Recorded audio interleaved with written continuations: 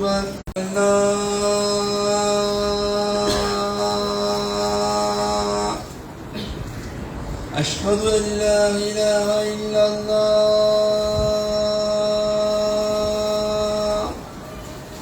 أشهد أن محمد رسول الله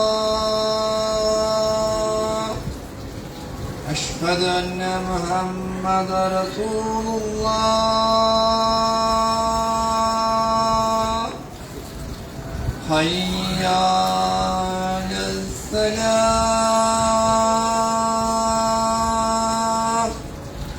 حي على الصلاة حي على الفلاح حي على الفلاح الله أكبر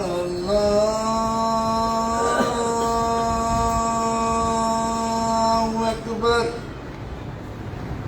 لا إله إلا الله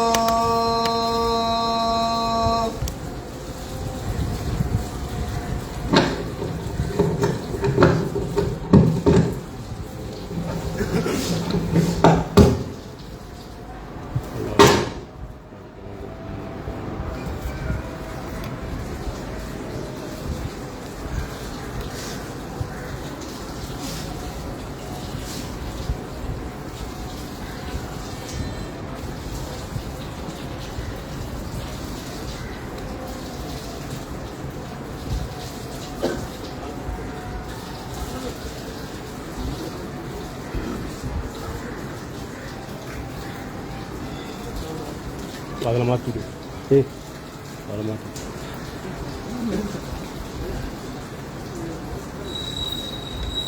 டப்புன்னு சவுண்டு வந்துச்சு.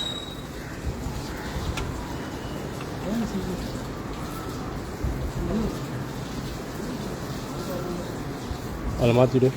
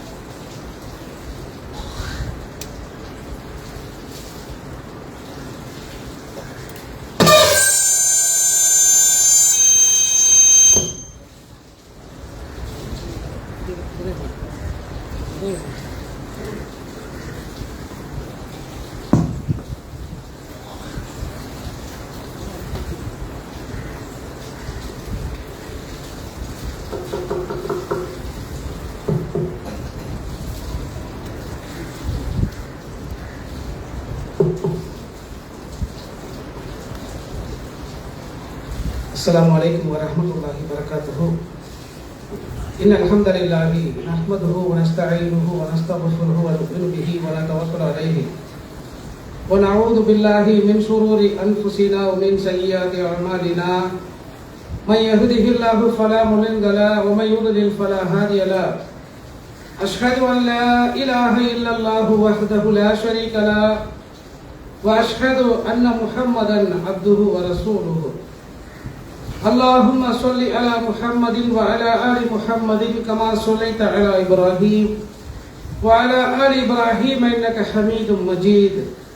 اللهم بارك على محمد وعلى آل محمد كما باركت على إبراهيم وعلى آل إبراهيم إنك حميد مجيد. أما بعد فقد قال الله تعالى في محكم تنزيله العظيم والفرقان المجيد أعوذ بالله من الشيطان الرجيم بسم الله الرحمن الرحيم قوا أنفسكم وأهليكم نارا صدق الله العظيم.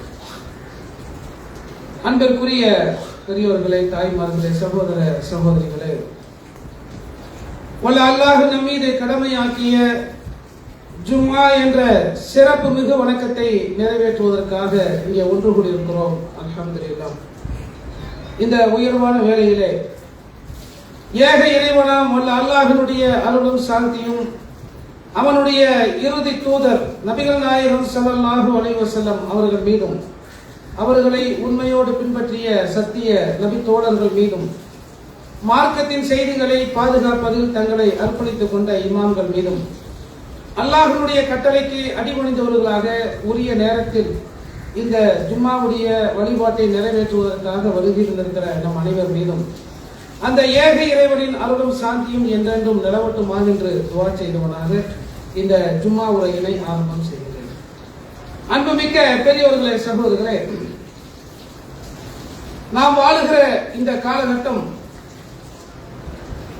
நமக்கு முன்னால் காணாத பல விஷயங்களை நாம் காணுகிறோம், பார்க்கிறோம், அனுபவிக்கிறோம்.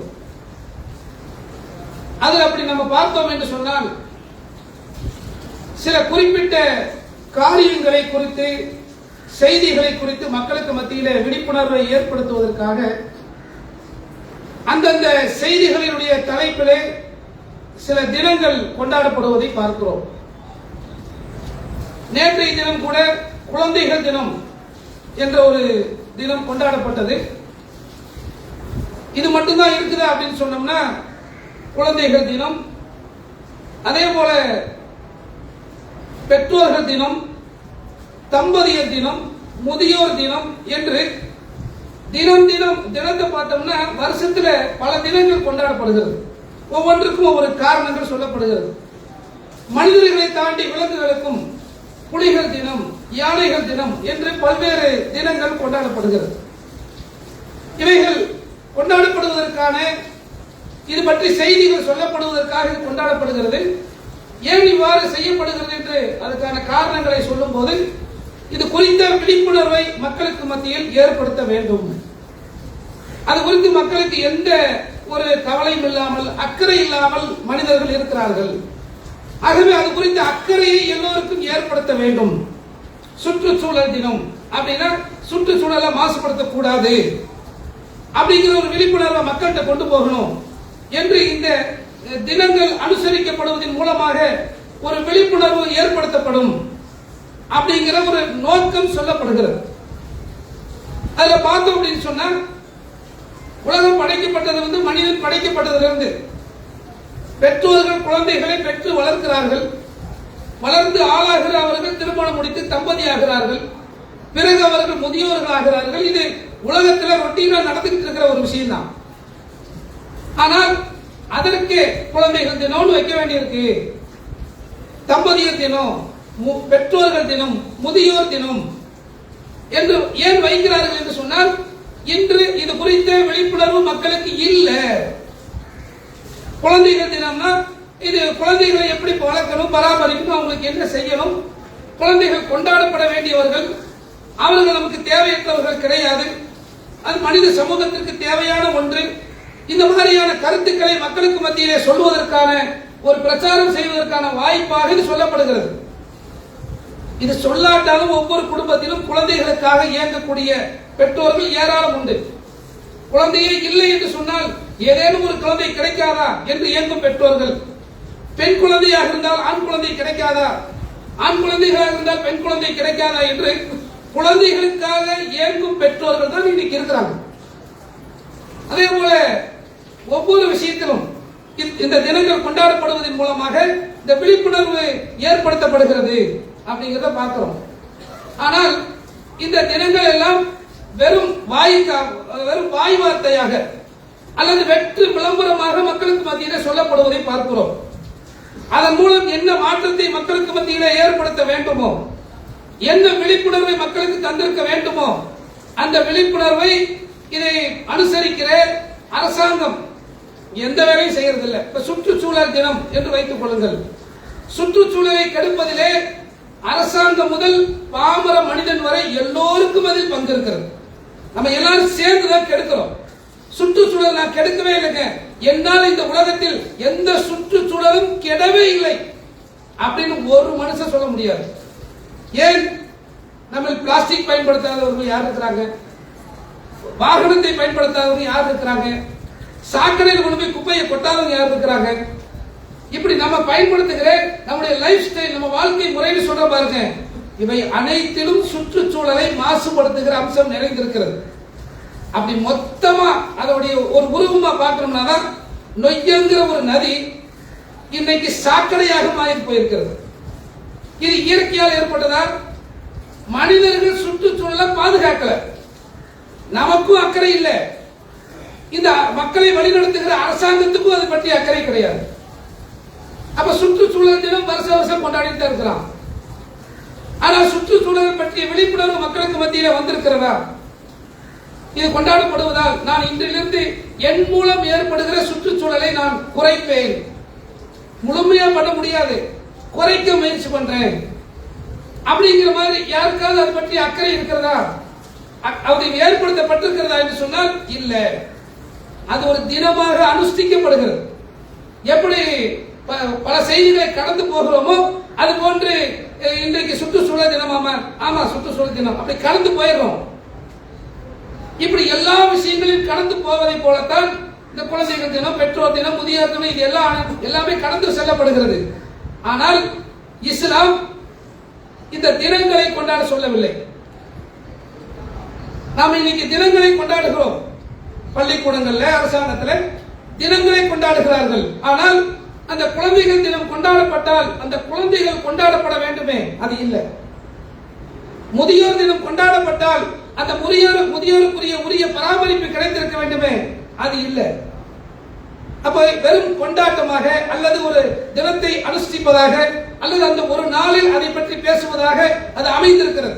ஆனால் இஸ்லாம் மட்டும்தான் இது வெறுமனே வாய் வார்த்தையாக சொல்லாமல், உன்னை சொல்லிட்டு இது வெறும் வாய் வார்த்தையாக சொல்லாமல், ஒரு பிரச்சாரமாக எடுத்து வைக்காமல், இது இந்த உலகத்தில் நீ செய்ய வேண்டிய காரியம்.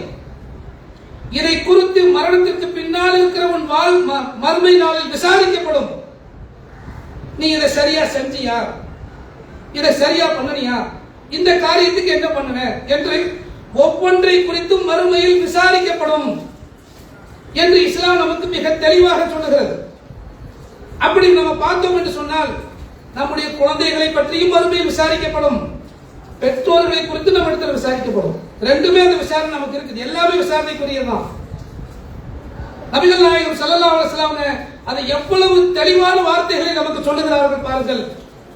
குல்லுக்கும் ராஇன் வ குல்லுக்கும் மஸ்ஊலுன் அன் ரஅயத்திஹி.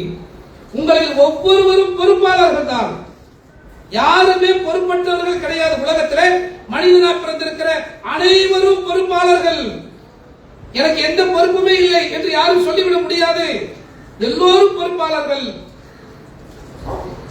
ஒரு தந்தை தன் குடும்பத்திற்கு பொறுப்பு, ஒரு தாய் தன் கணவனுடைய தன் பிள்ளைகளுடைய குடும்பத்திற்கு பொறுப்பு, ஒரு அரசன் அந்த நாட்டிற்கு பொறுப்பு, ஒரு ஆடு மேய்க்கும் இடையன் அந்த ஆடுகளுக்கு பொறுப்பு. இந்த பொறுப்புகள் குறித்து மறுமையில் நீங்கள் விசாரிக்கப்படுவீர்கள். ஏதோ குழந்தையை பத்துட்டோம், வளர்த்துட்டோம், அவ்வளவுதான், அதோட முடிஞ்சது, அப்படி இல்லை. உன் குழந்தையை பற்றி நீ எவ்வாறு அந்த குழந்தையிடத்தில் பெற்றோராக நடந்து கொண்டாய் விசாரிக்கப்படும், அதுவும் விசாரிக்கப்படும்.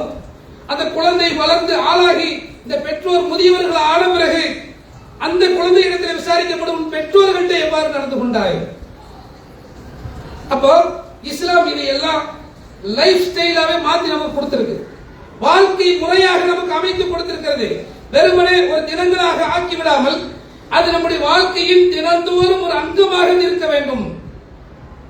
இந்த குழந்தையை வளர்த்தது பற்றி மறுமையில் என்னை இறைவன் கேள்வி கேட்பான். இந்த குழந்தைக்கு நான் என்ன கொடுத்தேன், எதை கொடுக்க மறுத்தேன், அனைத்துமே கேள்வியாக வரும் இல்லையா? நல்லதை கொடுத்தேனா, கெட்டதை கொடுத்தேனா? இன்றைக்கு இருக்கிற பெரும்பாலான பெற்றோர்களுக்கு என்ன பிரச்சனை, குழந்தைகளை உருவாக்குவதிலே என்ன பிரச்சனை என்று சொன்னால், முன்னாடி எல்லாம் வறுமை இருந்தது, இன்னைக்கு எல்லாருக்கும் வசதி இருக்கிறது. வறுமை இருந்த காலத்தில் பெற்றோர்கள் பிள்ளைகள் மீது காட்டிய அந்த கண்டிப்பு, இந்த கவனம், பிள்ளைகள் விஷயத்தில் காட்டிய எச்சரிக்கை, இன்றைக்கு நம்ம எல்லாருமே நம்ம முன்னோர்கள் இருந்ததை விட வசதியான நிலையில் இருக்கிறோம். இன்னைக்கு அந்த கவனிப்பு கண்டிப்பு குறைந்திருக்கிறது. எந்த அளவுக்குன்னா, ஒரு பையன் சேட்டை பண்றான் அப்படின்னு பெற்றோர்கிட்ட சொன்னா அந்த பெற்றோர் நான் பாத்துக்கிறேங்க அப்படின்னு சொல்றதுக்கு பதிலா என்ன வேணா பண்ணிக்கீங்க. யார் சொல்லுகிற வார்த்தை? ஒரு பெற்றோர் உங்க பிள்ளைங்க இப்படி சேட்டை பண்றான், வீதியில இது மாதிரி பண்றான், இப்படி இப்ப தெரியுறான், இந்த சேட்டை பண்ணிட்டு இருக்கிறான், ரவுடித்தனம் பண்றான் அப்படின்னு சொல்லி பெற்றோர்கிட்ட புகார் செய்யும் போது அட்டங்கவே மாட்டேங்கிறாருங்க. கையில் கிடைச்சா என்ன வேணா பண்ணுங்க. அப்ப இப்படி ஒரு பெற்றோர் தன் பிள்ளையை அனாதரவாக யார் வேண்டுமா அடித்துக் கொள்ளுங்கள் அப்படின்னு விடுகிற அளவிற்கு அந்த பிள்ளைகளுடைய வளர்ப்பு அமைந்திருப்பதை பார்க்கிறோம். நான் என்னங்க பண்றது, நான் சொல்லிக்கிட்டே தான் இருக்கிறேன் அப்படின்னு பெற்றோர்கள் தன்னுடைய கவலையை வெளிப்படுத்துவது உண்டு. அவனை தினந்தோறும் திட்டுகிறேன், அடிக்கிறேன், எதுக்குமே அடங்க மாட்டேங்கிறானே. அப்ப ஒரு குறிப்பிட்ட வயதிற்கு பிறகு தன் பிள்ளை குழந்தை பருவத்திலிருந்து மாறி அடுத்த கட்டத்திற்கு போகும்போது அவன் பெற்றோரை மதிக்காத, பெற்றோருக்கு கட்டுப்படாத, இந்த சமூகத்தை பற்றி எந்த அக்கறையும் இல்லாத ஒரு தான் தோன்றித்தனமாக திரிவதை பார்க்கிறோம். உலகத்துல ஒரு விவசாயி நீங்க கேட்டீங்கன்னு சொன்னா, ஒரு விவசாயி நெல் விதைக்கிறார் அப்படின்னு சொன்னா நெல்லை விதைச்சு அப்படி போயிட முடியாது. அந்த நெல் செடிகள் வளரும் போது கூடவே களைகள் வளரும். அந்த களைகளை எல்லாம் அவர் எடுக்கணும். எடுத்தாதான் முழுமையான மகசூலை ஒரு விவசாயி பெற முடியும். ஒரு மரங்களை நடுகிறார், பழம் தரக்கூடிய மரங்களை நடுகிறார். அதிலிருந்து காய் கனிகளை அவர் பெற வேண்டுமானால் அந்த மரங்களில் எந்தெந்த பருவங்களில் கவாத்து செய்ய வேண்டும் என்பது அந்த விவசாயிக்கு தெரிந்திருக்க வேண்டும். தேவையில்லாத கிளைகளை வெட்டி விடணும், மரங்களை கவாத்து பண்ணணும். அப்படியே மரத்தை விட்டுட்டா அது காட்டு மரமாக, காட்டு செடியாக தான் வருமே, மரம் வளர்ந்திருக்கும், உருப்படி இருக்காது, நமக்கு பிரயோஜனம் இருக்காது. நல்ல வளர்ச்சிக்கு தண்ணி ஊத்திட்டு போயிட்டோம் அப்படின்னு சொன்னா அங்க வளரும். நாம் நினைக்கிற மகசூலை அந்த நிலம், அந்த நெல் தராது. ஒரு விவசாயி எப்படி ஒன்றை பயிரிடும் போது, விவசாயம் செய்யும் போது அதன் மீது கடைசி வரை கவனம் செலுத்தி, கடைசி வரை அக்கறை காட்டி, அதில் தேவையில்லாத எது வந்தாலும் அதை களை எடுத்து அதை முழுமையான பயன் தரக்கூடிய மரமாக, செடியாக, பயிராக உருவாக்கி காட்டுகிறாரோ அதை போன்றுதான் ஒவ்வொரு பெற்றோரும் தன் பிள்ளைகள் விஷயத்தில் ஒரு விவசாயி போல, இன்னைக்கு மட்டும் தண்ணி ஊத்தினா போதும், நாளைக்கு இல்ல, அப்படி இல்ல, தினந்தோறும் அதை பராமரிக்கணும், தினந்தோறும் அதை கவனிக்கணும். அதில் என்ன தாக்குதல் ஏற்படுது, என்ன பூச்சி தாக்குது, என்ன பிரச்சனை, என்ன நோய் இந்த செடிக்கு வருகிறது, எல்லாத்தையும் கவனிக்கணும். நம் பிள்ளைகளுக்கு அதே தானே. பிள்ளைகள் வளர்ந்து ஆளாகும் போது அந்த பிள்ளைக்கு வெளியிலிருந்து வருகிற பிரச்சனைகள் என்ன, அந்த பிள்ளையை கெடுக்கிற, அந்த பிள்ளையை பாதிக்கிற விஷயங்கள் என்ன, இது பெற்றோருக்கு தெரிஞ்சிருக்கணுமா இல்லையா? தெரியறது இல்ல. வெளியிலிருந்து என் பிள்ளையை இதோ இந்த விஷயங்கள் கெடுக்க காத்திருக்கிறது, என் பிள்ளையை நாசமாக்க காத்திருக்கிறது, இது எத்தனை பெற்றோருக்கு தெரியும்? ஆனா பிள்ளையை வளர்க்கிறோம். வெளியிலிருந்து இது போன்ற நன்மைகள் பிள்ளைக்கு கிடைக்க வாய்ப்பு இருக்கிறது, இதோ அந்த இடத்துக்கு என் பிள்ளையை அனுப்புவோம், அந்த நன்மை கிடைக்க வாய்ப்பு வழிவகை செய்வோம் என்பது எத்தனை பெற்றோருக்கு தெரிகிறது? பல பெற்றோர்கள் இன்றைய காலத்தில், பல பெற்றோர்களுக்கு தன் பிள்ளைக்கு குடும்பத்திற்குள்ளிருந்து என்ன சிக்கல் வரும் அது ஓரளவுக்கு தெரிஞ்சிருக்கலாம். வெளியில இந்த சமூகத்திலே போய் பயணிக்கும் போது, பள்ளிக்கூடத்துக்கு போகும்போது, காலேஜுக்கு போகும்போது, வெளியில நண்பர்களோடு போகும்போது அந்த பிள்ளையை கெடுக்கிற விஷயங்கள் என்னென்னவெல்லாம் வரும். நம் பிள்ளை நம் கையை விட்டு போகிற மாதிரி எதுவெல்லாம் கெடுக்கும், இது பெற்றோர்களுக்கு தெரியறதே இல்லை, சுத்தமா தெரியறது இல்லை. கொஞ்சம் கூட அதை பற்றி எந்த அறிவும் இல்லாத பெற்றோர்களாக இன்றைய பெற்றோர்கள் அமைந்திருப்பதால் மிக பெரும் துரதிஷ்டம். ஆனா அப்படி இருக்கலாமா? இல்லைங்க, என் பிள்ளைக்கு நான் நல்லபடியா எல்லாத்தையும் பார்த்துட்டேன், நான் மற்ற குழந்தைகளை விட, மற்றவங்க பார்த்ததை விட என் பிள்ளைக்கு தேவையான எல்லா வசதிகளையும் செய்து கொடுத்து விட்டேன் அப்படின்னு ஒரு பெற்றோர் சொன்னா அது முழுமையானதா? இல்ல. நபிகள் நாயகம் ஸல்லல்லாஹு அலைஹி வஸல்லம் எப்படி சொல்றாங்க பாருங்க. வெறும் சோறு, உடை, உணவு, தங்குமிடம் இந்த வசதிகள் மாத்திரம் பாதாது, அந்த பிள்ளைக்கு தேவையான ஒழுக்கம், கொள்கை, கல்வி எல்லாத்தையும் கற்றுக் கொடுக்கணும். அது எல்லாவற்றையுமே அறிவித்த ஒரு வார்த்தையில நபி அவர்கள் சொல்றாங்க, குல்லு மௌலூதின் யூலது அலல் ஃபித்ரதி. பிறக்கிற எல்லா குழந்தைகளுமே இயற்கையான இந்த மார்க்கத்தில் பிறக்கிறது.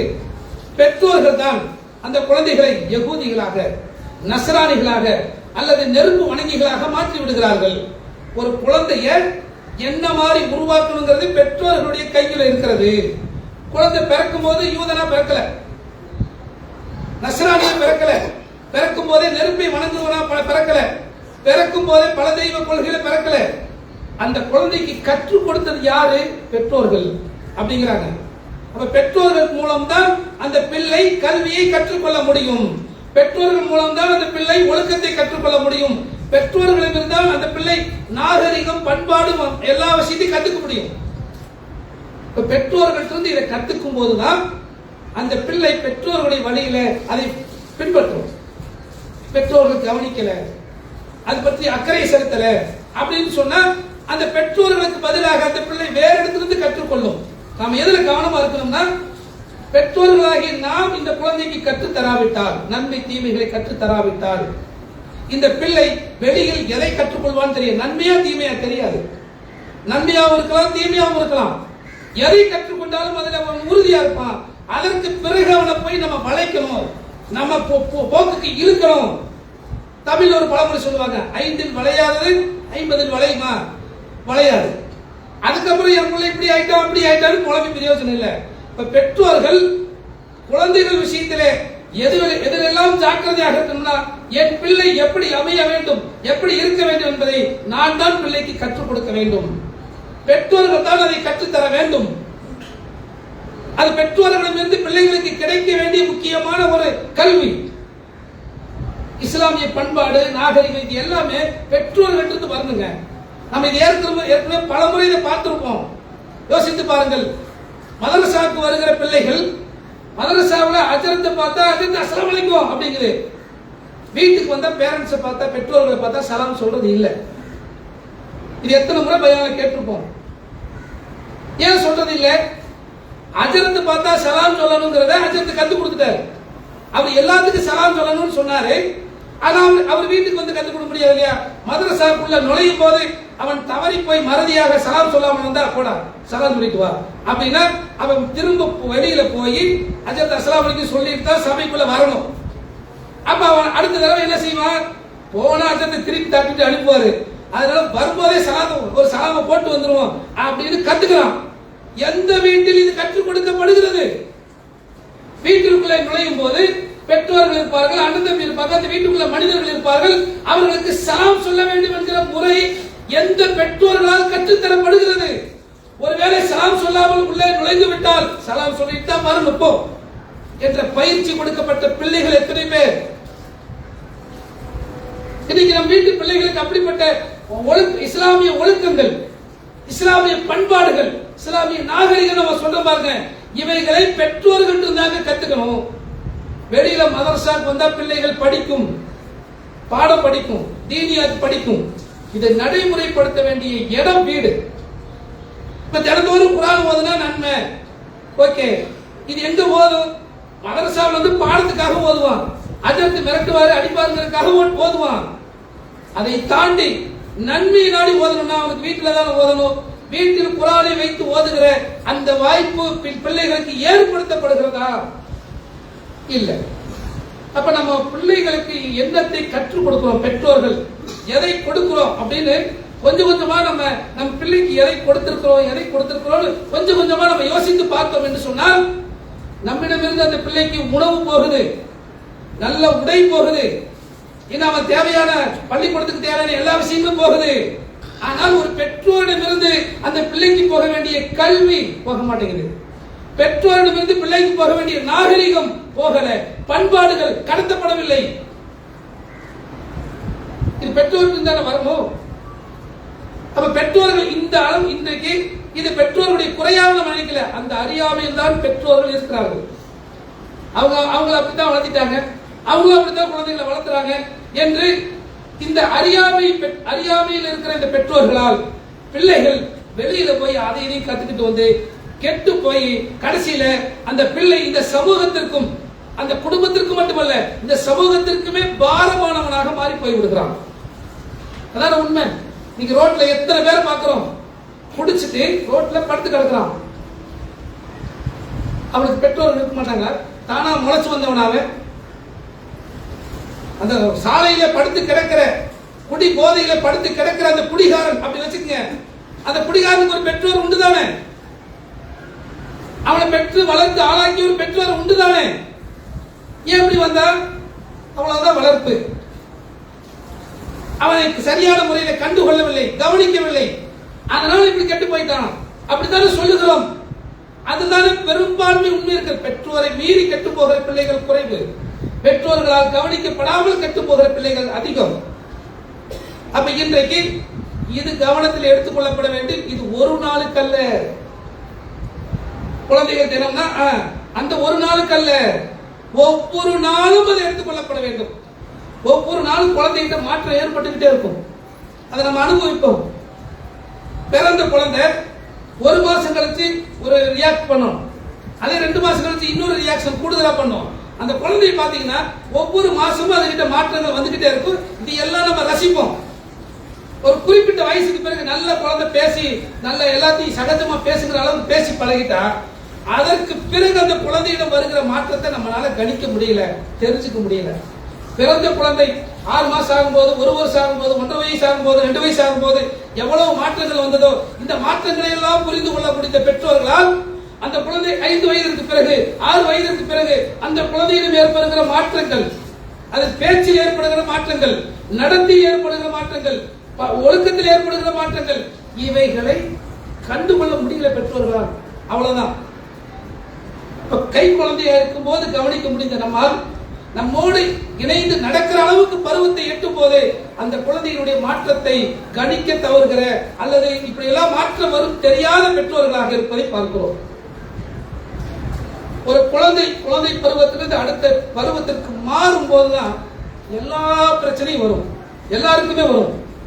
அந்த இடத்தை பெற்றோர்கள் கரெக்டா கணிச்சு அந்த இடத்திற்கு வருவதற்கு முன்பே பிள்ளைகளை சரியான முறையில் உருவாக்கிட்டாங்கன்னு சொன்னா அந்த பிள்ளை நிச்சயம் ஒழுக்கமுள்ள பிள்ளையாக இருப்பாங்க, நிச்சயம் நல்ல பண்பாடுகளை கொண்ட பிள்ளையாக இருப்பாங்க.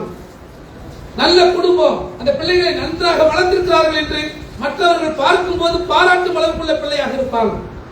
ஆனா அந்த பருவத்தை விட்டுட்டு நாம எங்கோ போய் தேடுகிறோம்.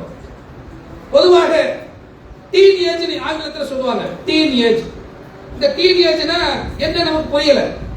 ஆங்கிலத்தில் 1, 2 சொல்லும் போது 10 வரைக்கும் நம்ம 10, 11, 12 வரைக்கும் என்ன சொல்லுவோம்? 10, 11, 12. அதுக்கப்புறம் 13, 14, 15, 16, 17, 19, 20 வரும்போது டீன் வராது, 20 வந்துடும். அப்ப இந்த டீன் அப்படின்னு வருது பாருங்க, இதுதான் டீன் ஏஜ். ஆங்கிலத்தில் எதுக்கு சொல்றாங்கன்னா இந்த டீன் 13 இருந்து 19 வரை இருக்கிற வயது டீன் ஏஜ். ஏன் டீன் ஏஜ்? அதுதான் 13, 14, 15, 16, 17, 19 டீன் ஏஜ். ஏன் தனியா பிரிக்கிறான் அப்படின்னா இவன் 12 வயசு வரைக்கும் குழந்தை, 13 தொடும்போது இவன் குழந்தையிலிருந்து அடுத்த நிலைக்கு வர்றான், இளைஞன் அப்படிங்கிற ஒரு நிலைக்கு வர்றான். 19 கிட்டத்தட்ட 19 வரைக்கும் இந்த மாற்றங்கள் நடந்து கொண்டே இருக்கும். குழந்தையா இருக்கும் போது உடம்புல சுரக்காத பல சுரப்பிகள், ஆணோ பெண்ணோ எல்லோருக்குமே 12 வயது வரையிலும் சுரக்காத பல சுரப்பிகள் உடம்புக்குள்ள சுரக்க ஆரம்பிக்கும். அது பெண் குழந்தைனா ஈஸியா கண்டுபிடிச்சிடும், வயசு வந்துருச்சுன்னு சொல்லிடும். ஆனா ஆண் குழந்தைக்கு நம்ம கண்டுபிடிக்க தெரியறது இல்லை. மாற்றம், ஆண் குழந்தைக்கு மாற்றம் ஏற்படும். குரல் உடைஞ்சு தொண்டை ஒரு மாதிரி கரகரத்த குரல்ல வரும். அது வரைக்கும் ஆண் குழந்தையுடைய குரலா பெண் குழந்தை குரலான்னு பெரும்பாலும் வித்தியாசம் தெரியாது. அதுக்கு பிறகுதான் குரல் உடையும், இது ஆம்பளை குரல் அப்படி லேசா மீசை எட்டி பார்ப்போம். இது எல்லாமே ஹார்மோனுடைய சுரப்பு மாறுது. எப்ப மாறும்? 12 வயசுக்கு பிறகு மாற ஆரம்பிக்கும். இது உடம்புல மட்டும் மாற்றத்தை ஏற்படுத்தாதுங்க, மனதளவிலும் மாற்றத்தை ஏற்படுத்தும். இதைத்தான் நம்ம புரிஞ்சுக்கணும். நம்ம வெளிப்படை தோற்றங்களை பார்த்து புரிஞ்சுக்கிறோம். உடம்புல மாற்றம் ஏற்படுது, வயசு ஏறி போச்சுல, 14 ஆகி போச்சுல, 15 ஆகி போச்சுல, மீச முளைக்குது, அப்படி நம்ம நினைச்சுக்கிறோம். நம்ம உடம்புல மட்டும் மாற்றம் ஏற்படல, மனதளவிலும் அது மாற்றத்தை உண்டு பண்ணும். ஹார்மோன்ஸ் உள்ளுக்குள்ள சுரக்கிற சுரப்பிகள் எல்லாம் அப்படித்தான் இயல்பா வச்சிருக்கிறான். அது ஒரு தடுமாற்றத்துக்குரிய காலகட்டம். பிரச்சனை என்ன? இந்த காலகட்டம் பாருங்க, இந்த டீன் ஏஜ் நம்ம சொல்லுகிற இந்த காலகட்டம் தடுமாற்றத்திற்குரிய காலகட்டம். இந்த நேரத்தில் பெற்றோருடைய பராமரிப்பு கவனிப்பு என்பது சரியாக இல்லாமல் போனால் அதை கையில பிடிக்க முடியாது. பல பெற்றோர்கள் பின்னாடி கவலைப்படுகிற பல பெற்றோர்கள் எங்கே போட்டு விட்டார்கள்னா, இந்த பருவத்தில் அந்த குழந்தைகளை சரியாக கவனிக்க தவறினார்கள், அந்த குழந்தைகளை சரியாக பராமரிக்க தவறினார்கள். அந்த குழந்தையா இருக்கும் போது எப்படி அன்பா பாசமாக பேசினார்களோ, ஒரு தப்பே பண்ணினாலோ அந்த தவறை ரசித்தார்களோ. குழந்தையா இருக்கும்போது தப்பு பண்ண ரசிப்போம்ல. ஆனா இந்த 12-13 வயசு குழந்தைங்க தப்பு பண்ணா எரும மாடு கண்டில்லையா அப்படிம்போம். அப்படிதான் திட்டுகிற குழந்தைகளை திட்டும் போது, அப்படி திட்டும் போது என்னன்னா, வீட்டுக்குள்ள எப்ப வந்தாலும் ஒண்ணு அத்தா திட்டுறாரு, இல்லைன்னா அம்மா திட்டுறாங்க, இல்லைன்னா அண்ணன் திட்டுறாங்க, இல்லைன்னா அக்கா திட்டு. இப்ப வீட்டுக்குள்ள போனாலே நம்மளை திட்டுறாங்க. அப்ப யார் நம்மளை திட்டாம நம்ம கூட அன்பா இருக்கிறா? நம்ம நண்பர்கள் நமக்கு மாப்பிள்ள பார்த்துக்கலாம் போனா அப்படிங்கிறான். அப்போ அவனுடைய நண்பர்கள் தான் இவருடைய தவறுகளை கண்டுகொள்வதே இல்லை, ஊக்குவிக்கிறான். அப்ப அந்த மாதிரி அவனுக்கு ஒரு சூழ்நிலை எப்படி அமையுதுன்னா, வீட்டுக்குள்ள வந்தா ஒரு நம்மளை எதுக்கு மாதிரி பாக்குறாங்களோ அப்படிங்கிற அந்த சூழ்நிலை வருது. வெளியில போனா நம்மளை நட்போடு பார்க்கிறார்களே அப்படிங்கிற ஒரு இணக்கம் ஏற்படுது. இந்த இடைவெளி தாங்க ஒவ்வொருவரையும் நல்லவனாகவும் கெட்டவனாகவும் மாற்றுது. அவனுக்கு அமைகிற நட்பு வட்டம் நல்ல பசங்களா இருந்தா அவன் அதுக்கு தகுந்த மாதிரி வந்துருவான். அவனுக்கு அமைகிற நட்பு வட்டம் மோசமா போச்சுன்னா இவனும் கெட்டு போவதை நம்மளால தடுக்க முடியல, பெற்றோர்களால் தடுக்க முடியல. அப்ப பெற்றோர்கள் கவனிக்க வேண்டிய பருவம் அந்த டீன் ஏஜ் இருக்கிற அந்த பருவத்துல குழந்தையா இருக்கும் போது எப்படி அதுக்கு அன்பு காட்டி, பரிவு காட்டி, பாசத்தை காட்டி அந்த குழந்தைகளை திருத்த முயற்சித்தோமோ, அந்த குழந்தைகளுக்கு நல்ல விஷயங்களை சொல்லிக் கொடுத்தோமோ, அதை போன்றுதான் அந்த வயசுலயும் சொல்லிக் கொடுக்கணும். நாம என்ன நினைக்கிறோம், வளர்ந்தாலும் அந்த பிள்ளை 13 வயசா இருக்கலாம், 15 வயசா இருக்கலாம், பெற்றோர்களுடைய அன்புக்கு ஏங்கும், சொல்ல மாட்டான். வயசு ஏறிடுச்சுல்ல, குழந்தையா இருந்தா காட்டிடும். ஒரு குழந்தை தனக்கு தேவையான அன்பை கேட்டு பெறும்.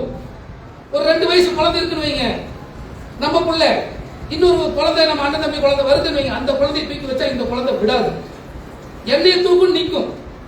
அந்த குழந்தை தூக்காதேன்னு சொல்லும். இது இந்த 2 வயசு குழந்தை சொல்லுதா? 3 வயசு குழந்தை சொல்லுமா? சொல்லும். வாய் பேச முடியாவிட்டாலும் இன்னொரு குழந்தையை தன்னுடைய தகப்பனோ தாயோ தூக்கி கொஞ்சுவதை எந்த குழந்தையும் அனுமதிப்பதில்லை. என்னதான் நீ கொஞ்சம் சொல்லுது. இந்த மனநிலை 15 வயசானாலும் இருக்கும். அது விவரம் வந்த பருவங்கிறனால என்கிட்ட நீங்க நல்லா பேசுங்க, என்கிட்ட நீங்க கொஞ்சுங்க, என்கிட்ட அரவணைப்பா இருங்க என்று அந்த 15 வயசு குழந்தைக்கு சொல்ல முடியாது. அப்ப அவனுக்கு தேவையான அன்பு, அரவணைப்பு எல்லாமே வெளியில யார் மூலமா கிடைக்கும் போது அதுக்கு தாவிடுறான். இங்க கைவிட்டுறான், பெற்றோர்களை கைவிடுறான். இப்ப பெற்றோர்கள் கவனிக்க வேண்டிய விஷயம் என்னன்னு சொன்னா, வளர்ந்துட்டான், அதனால இனிமே அவன்கிட்ட பரிவா பேசுங்கிறது இல்ல, அவனுக்கு எல்லா விவரமும் வந்துருச்சு, இனிமே அவனுக்கு சொல்லி தர வேண்டியது இல்லை. அப்படி அல்ல, சொல்லி கொடுத்து கொண்டே இருக்கணும். முன்னாடி எல்லாம் பாத்தீங்கன்னா வீட்டுல பெரியவங்க இருப்பாங்க, கல்யாணம் ஆகி பேர பேத்தி எடுத்து மகன் இருப்பாரு, அந்த மகனுக்கு ஒரு அம்மா இருக்கும் அல்லது அத்தா இருப்பாரு. கல்யாணம் ஆகி பேர பேத்தி எடுத்த அந்த மகனை என்னடா பண்ற அந்த பெரியவங்க திட்டுவாங்க.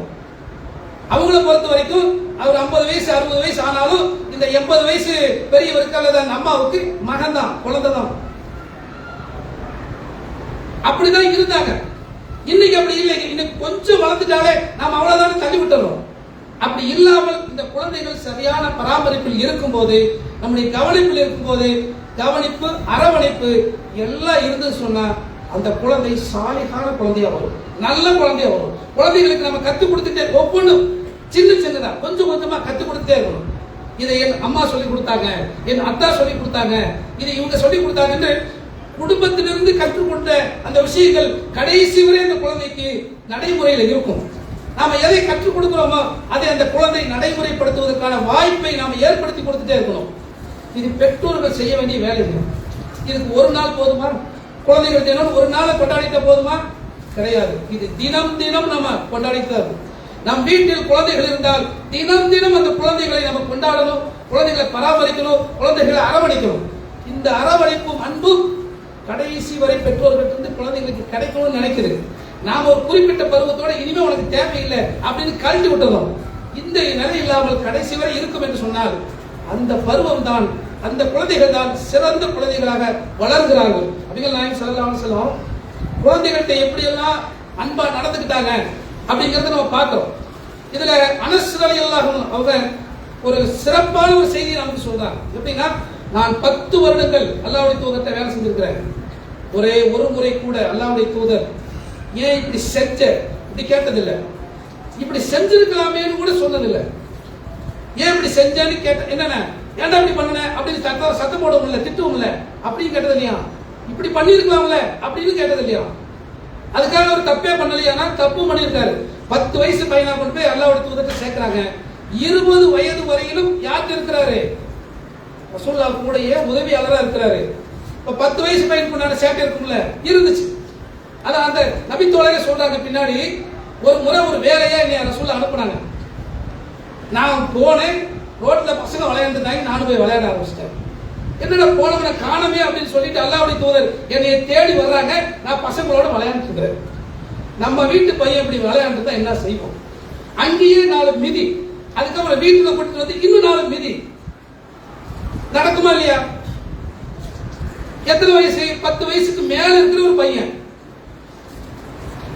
அப்ப அல்லாஹ்வுடைய தூதர் இந்த பசங்களோட தன்னுடைய வேலையை மறந்துட்டு விளையாண்டு இருக்கிற அந்த அனஸை பார்த்து இப்படி முகத்தை திருப்புறாங்க. இப்படி இந்த மாதிரி விளையாண்டு இப்படி முகத்தை திருப்புறாங்க. இப்படி பார்த்தா சிரிக்கிறாங்க அல்லாஹ்வுடைய தூதர். நாம கட்டு அப்படிதான் இருந்திருப்போம். ஆனா அல்லாஹ்வுடைய தூதர் எப்படி இருக்கிறாங்கன்னா, சிரித்த முகத்தோடு, என்ன அனஸ், அல்லாஹ்வுடைய ரசூலுல்லாஹ் நான் போயிடுறேன் அப்படின்ட்டு போய் அதுக்கப்புறம் அந்த வேலையை முடிச்சு கொடுத்தேன். ஏப்பா மறந்துட்டியான்னு கூட அல்லாஹ்வுடைய தூதர் கேட்கல. இது என்ன எவ்வளவு பெரிய ஒரு சைக்காலஜி பாருங்க. அந்த பசங்கள்கிட்ட சிரித்த முகத்தோடு வேலை வாங்குறது, கடுகடுத்த நிலை யோசிச்சு பாருங்க. ஒரே ஒரு முறை அல்லாஹ்வுடைய தூதர் கோபமா கடுகடுத்த வார்த்தைகளை பேசியிருந்தா கூட அது கடைசி வரை அவர் பாதிச்சிருக்குமா இல்லையா? அல்லாஹ்வுடைய தூதர்கிட்ட வேலை செஞ்சேன், பணியாளராக இருந்தேன், ஒரே ஒரு முறை அவங்க திட்டுற மாதிரி இப்படி நடந்துக்கிட்டேன் அப்படின்ட்டு அவங்க திட்டாங்க, என்ன கடைசி வரைக்கும் நிற்கும். ஆனா ஒரு முறை கூட என்ன சொன்னதே இல்லைங்க என்று அனஸ் ரலியல்லாஹு அவர்கள் அல்லாஹ்வுடைய தூதரை நினைத்து நினைத்து சொல்லும் அளவிற்கு அல்லாஹ்வுடைய தூதர் அந்த வயசு பசங்கள்கிட்ட நடந்து கொண்டார்கள் என்பதை நாம பார்க்கிறோம். ஆயிஷா ரலியல்லாஹு சின்ன வயசு தான், அவள் திருமணம் செஞ்சிருக்கிறாங்க. ஒரு பெருநாள்ல பள்ளி வாசல்ல விளையாண்டுட்டு இருக்கிறாங்க. பாரசீக வீரர்கள் அம்பெய்து போர் பயிற்சி எடுத்துட்டு இருக்கிறாங்க. அல்லாஹ்வுடைய தூதர் வாசல்ல இருந்து பாக்குறாங்க. ஆயிஷா ரலியல்லாஹு அவங்க வந்து அல்லாஹ்வுடைய தூதரோட கண்ணத்தோடு கண்ணை ஒட்டி அப்படியே அந்த நடக்கிற போர் பயிற்சிகளை பார்த்துட்டு இருக்கிறாங்க. நான் ரொம்ப நேரம் பார்த்தேன், அவ்வளவு நேரம் அல்லாஹ்வுடைய தூதர் எனக்காக உட்கார்ந்து இருந்தாங்க. அப்படி அப்போ அந்த வயசுக்கு உரியவங்கள்ட்ட எப்படி பெரியவங்க நடந்துக்கணும் அப்படிங்கறதுக்கான இது ஒரு முன்னுதாரணம். அப்ப பிள்ளைகள்ட்ட எப்படி நடந்துக்கணும், என்ன கற்றுக் கொடுக்கணும், இதெல்லாம் பிள்ளைகள் பெற்றோரிடம் இருந்து கற்றுக்கொள்ள வேண்டிய விஷயங்கள். இவைகளை கற்றுக் கொடுத்து கொண்டேதான் இருக்கணும். அதற்கு நிறைவு என்பதே கிடையாது.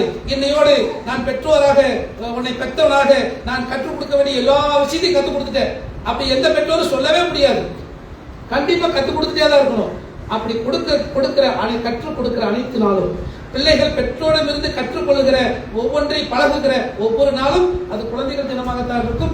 ஒரு நாள் என்பது அனுசரிப்பதனால் எந்த பிரயோஜனம் வரப்போவதில்லை. ஒவ்வொரு நாளும் அது இருக்க வேண்டும். அப்படிப்பட்ட ஒரு வாழ்க்கை முறையைத்தான் இஸ்லாம் நமக்கு கற்றுக் கொடுத்திருக்கிறது. அந்த அடிப்படையிலே சிறந்த பிள்ளைகளை வளர்த்து ஆளாக்கும் பெற்றோர்களாக அனைவரையும் நல்ல ஆக்கியவர்களுடைய போதுமானவர் என்று கூறி இந்த உணர்வுகளை முடிக்கிறேன்.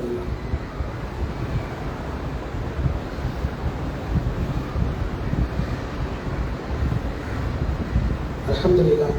அன்பிற்குரிய பெரியவர்களே, சகோதரர்களே, நாம் வாழுகிற இந்திய நாடு உலகின் மிகப்பெரும் மக்கள் தொகையிலே 2வது மிகப்பெரிய நாடாக இருக்கிறது.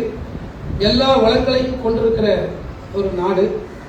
ஆனாலும் இந்த நாட்டினுடைய ஆட்சியாளர்களுடைய தவறான போக்கால் இந்த நாட்டினுடைய பொருளாதாரம் நாளுக்கு நாள் சரிந்து கொண்டே போவதை பார்க்கிறோம். சமீபத்தில் எல்லாரும் ஒரு செய்தியை பார்த்திருப்போம். என்னன்னு சொன்னா, இந்தியாவினுடைய பண மதிப்பு டாலருக்கு நிகரான பண மதிப்பு 84 ரூபாய்க்கு இறங்கிருச்சு.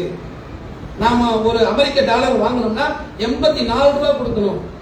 அதை இன்னைக்கு இருக்கிற இந்த பாசிசவாதிகள் ஆட்சிக்கு வரும்போது 2014 ஆட்சிக்கு வரும்போது இருந்த மதிப்பு என்னன்னா 60 ரூபாய். 2014 60 ரூபாய். சுதந்திரம் அடைகிற காலத்துல பாத்தீங்கன்னா அமெரிக்காவுடைய $1 இந்தியாவுடைய $1 மதிப்பு சமம். அதுக்கு பிறகு பொருளாதார ஏற்றத்தாழ்வுகள் வருது, மாறுதுங்க. கிட்டத்தட்ட 60 ஆண்டுகள்ல 60 ரூபாய்க்கு தான் இறங்கிருச்சு. அதாவது வருஷத்துக்கு ₹1 மதிப்பு குறையுன்னு வச்சுக்கங்க. இவங்க அந்த 10 வருஷத்துல ₹24 குறைஞ்சிருக்கு. எவ்வளவு மோசமான ஆட்சிங்கிறது இது ஒரு முன்னுதாரணமாக இருக்கிறது.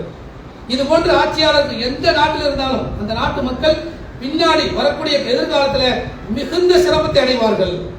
அந்த நாட்டின் பொருளாதாரம் சுரண்டப்பட்டு மக்களுடைய வளம் சுரண்டப்பட்டு, அதாவது எப்படி சொல்றது அப்படின்னா, நம்ம திருப்பூர் வாசிகள்னா நம்ம சொல்லலாம், காட்டன் அப்படிங்கிறது இந்தியாவில் உற்பத்தி ஆகக்கூடிய ஒரு மெட்டீரியல்.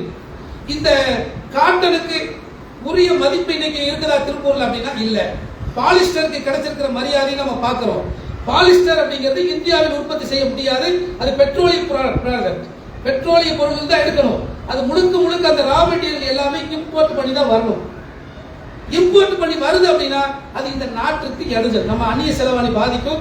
இது எல்லாமே சிக்கலா இருக்கும். இது நமக்கு தெரிகிற விஷயம், ஆட்சியாளருக்கு தெரியுது. ஆனால் எப்படி மக்களை வழி நடத்தணும் தெரியாம வெறும் மதவெறி மட்டுமே அவங்களுடைய மனசுல நிக்கிற காரணத்தினால மக்களை பற்றி நாட்டை பற்றி அவங்களுக்கு எந்த கவலையுமே இல்லை. பாத்தீங்கன்னா இந்தியாவுடைய அரசாங்கத்தினுடைய பெட்ரோலிய நிறுவனம் ONGC என்று சொல்லுகிற அந்த பெட்ரோலிய நிறுவனம் மிக பெரும் சரிவை இத்தனை ஆண்டுகளில் இல்லாத மிக பெரும் நஷ்டத்தை சந்தித்திருக்கிறது. தனியார் நிறுவனமான ரிலையன்ஸ் மிகப்பெரிய லாபத்தை அதே துறையில சம்பாதிக்கலாம். ஒரே துறை. அதே போல அப்படித்தான் எங்க ஆட்சி அப்படித்தான் இருக்கும் அப்படிங்கிற மாதிரியான ஒரு மிக மோசமான ஆட்சி. இது ஒரு தகவலாக சொல்லுகிறோம். இப்படிப்பட்ட மோசமான ஆட்சி இருந்தால் நாட்டின் அனைத்து மக்களும் பாதிக்கப்படுவார்கள். அல்லாஹ்விடத்தில் துஆ செய்யுங்க. இது போன்ற மோசமான ஆட்சியாளர்கள் அப்புறப்படுத்தப்பட்டு மக்கள் மீது அக்கறை செலுத்துகிற ஆட்சியாளர்கள் வருவதற்காக துஆ செய்யுங்க. ஒரு விழிப்புணர்வுக்காக இந்த செய்தி. வாஹிரு தவானா அல்ஹம்துலில்லாஹ். அஸ்ஸலாமு அலைக்கும்.